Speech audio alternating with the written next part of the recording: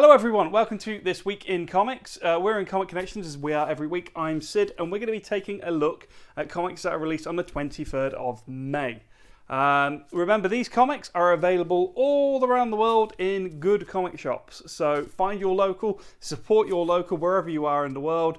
If you're in the kind of like southeast of England, Midlands, and you need someone, check us out, but there's many fine comic shops up and down the country. If you still can't find what you need, hit us up on Facebook or Twitter or email us and we can sort stuff out on mail order.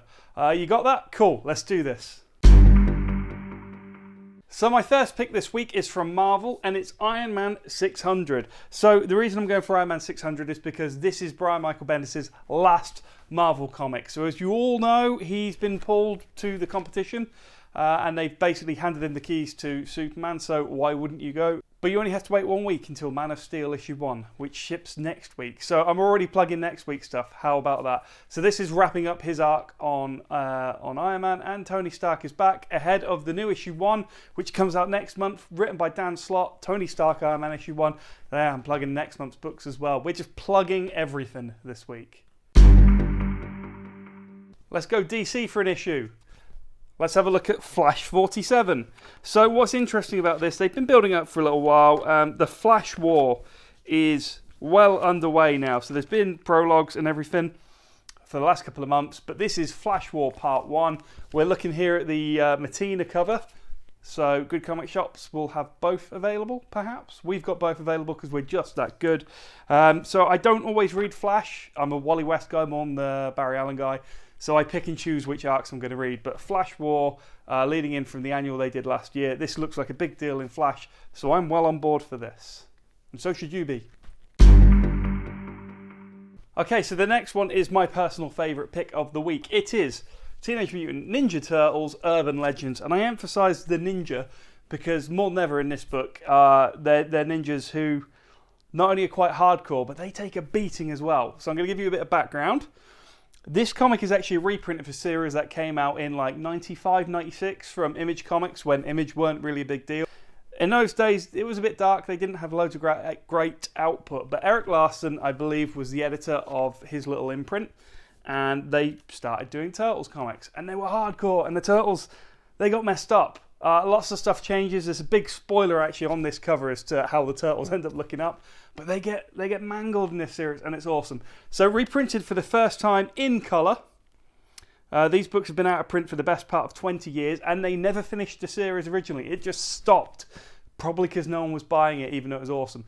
This series reprints every issue in colour and gives you the ending. So there is a clear ending to this book. If you want a Turtles series, which is a commitment of like 28, 30 monthly issues, this is the one to check out. I heartily recommend it. It's its own continuity, so you don't have to worry about, I like the cartoon, I like the IDW, I like the Mirage Studio stuff. Just check it out. It's really good, awesome, great comics, fun. So, continuing Ta-Nehisi Coates' defining run on Black Panther, we have a new issue 1, and it's, although it's just called Black Panther issue 1, and it keeps the legacy numbering, which I love, the kind of subheading for this is the Intergalactic Empire of Wakanda. So we're a little bit ahead of the movies here. So at the end of the Black Panther film, they're like, we're going to make Wakanda known to the world. Very much seems in this book, they're opening Wakanda's doors to the whole blooming galaxy. So, interesting premise. It does look different from your kind of Black Panther stuff we've had in the past, where, you know, it hasn't necessarily been the best representation of the character. This is like, how else can you say that Wakanda is the leading technological force on Earth, but making them the first bastion of technology into the greater universe of the Marvel of the MU. So, yeah, they're going into space. Black Panther's getting cosmic, y'all. Okay, so we're going indie for our last pick, but you know what? It's IDW, so it's not that indie, really. If you're a fan of Steve Niles and his kind of horror shtick and 30 Days a Night, he's applying that kind of logic to science fiction with his book Delta 13. So my first impression of this book is flicking through it is, I think he desperately misses having Ben Temple-Smith doing art, but Nat Jones is doing a fine job just by himself here. It really reminds me of, what was that dark sci-fi thing that everyone compared to Hellraiser? There is space, bad things happen. Event Horizon. The art in this kind of reminds me of Event Horizon. I think that's kind of where the storyline's going. Thank you for bearing with me there while I had a major brain fart. Yeah, it's interesting. I'm taking it home to read. Hopefully it's going to grab me and I'll continue getting it. So my graphic novel pick this week is something truly indie. This is published by Abrams Comic Arts and it is The Bridge. So here's the cheap plug. It's written by Peter Tomasi, who has been doing great work over on Superman and Super Sons. In fact, the last issue of Super Sons did drop this week, sad times, but it was also announced on Twitter this week that Super Sons is getting another 12 issues coming soon as the Bendis run's underway. I think that's starting in August. Stop plugging DC. We're supposed to be talking about The Bridge.